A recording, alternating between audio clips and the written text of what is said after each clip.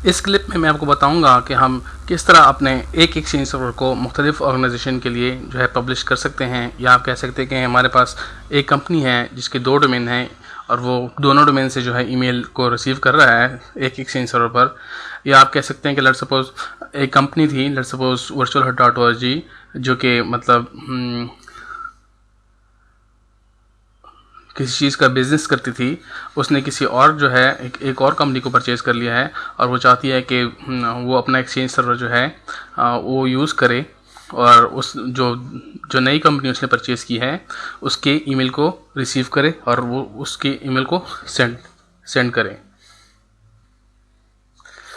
तो इस मकसद के लिए मैंने एक डोमेन कंट्रोलर इंस्टॉल किया है और एक एक्सचेंज 2013 इंस्टॉल किया है। सेम एनोलॉजी जो है आप 2007 या 2010 पर भी अप्लाई कर सकते हैं। मैंने क्या किया कि मैंने एक डोमेन इंस्टॉल किया है UAE.com के नाम पर, और डोमेन कंट्रोलर या एक्टिव डायरेक्टरी इंस्टॉल की है UAE.com के ऊपर। और मेरे पास 2 जो है डोमेन है एक्सटर्नल जो कि रजिस्टर हैं, virtualhut.org और virtualloops.info।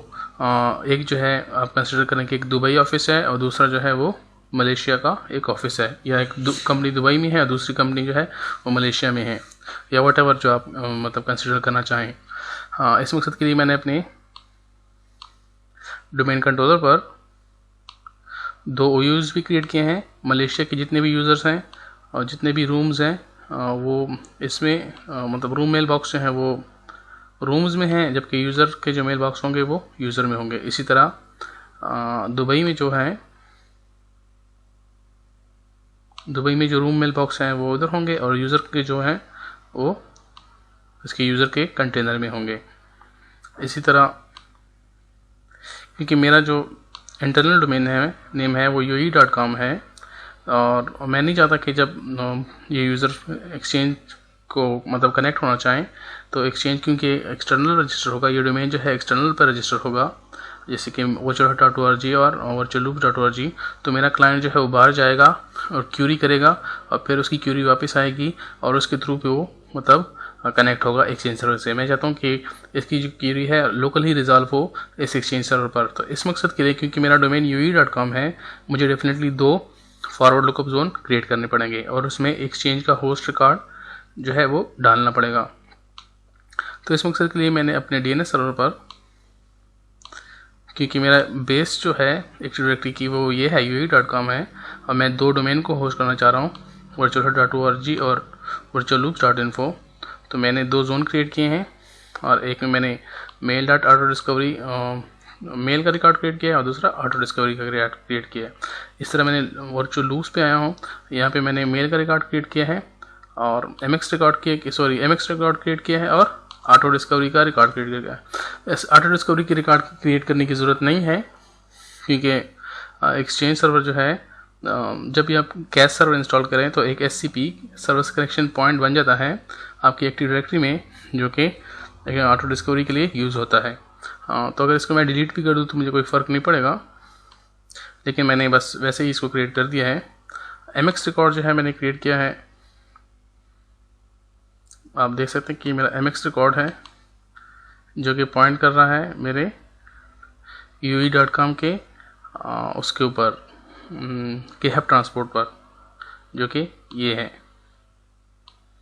ये मेरा MX रिकॉर्ड है। तो और साथ ही साथ मैं चाहता हूँ कि मेरे यूज़र जो हैं वो एक्सटर्नल से भी एक्सेस कर सकें मेरे एक्सचेंज सर्वर को।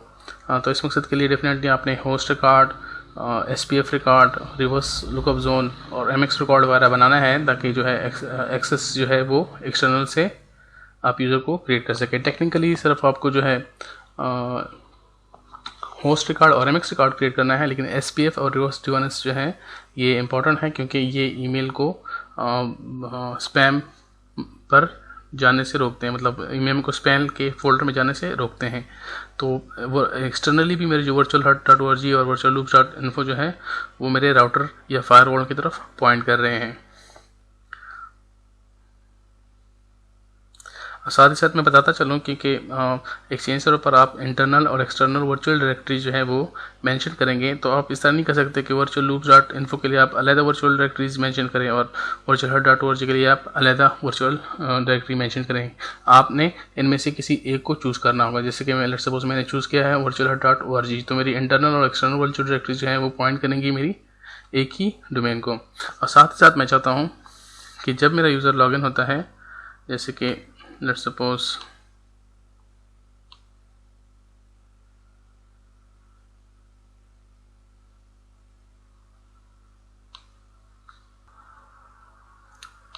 जैसे कि मैं लॉगिन होता हूँ,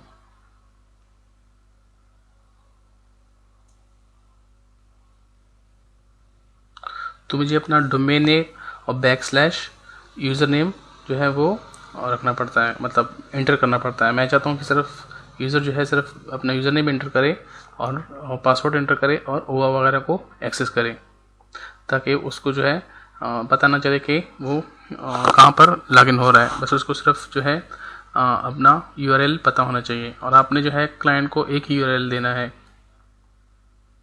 एक्सटर्नली तो डेफिनेटली अगर वो mail.virtualloops.info या mail.virtual.org मतलब करना चाहे तो वो काम करेगा, लेकिन इंटरनली ये काम नहीं करेगा, क्योंकि वर्चुअल डायरेक्टरीज जो है वो किसी एक ही नाम पर जो है पब्लिश हुई होंगी।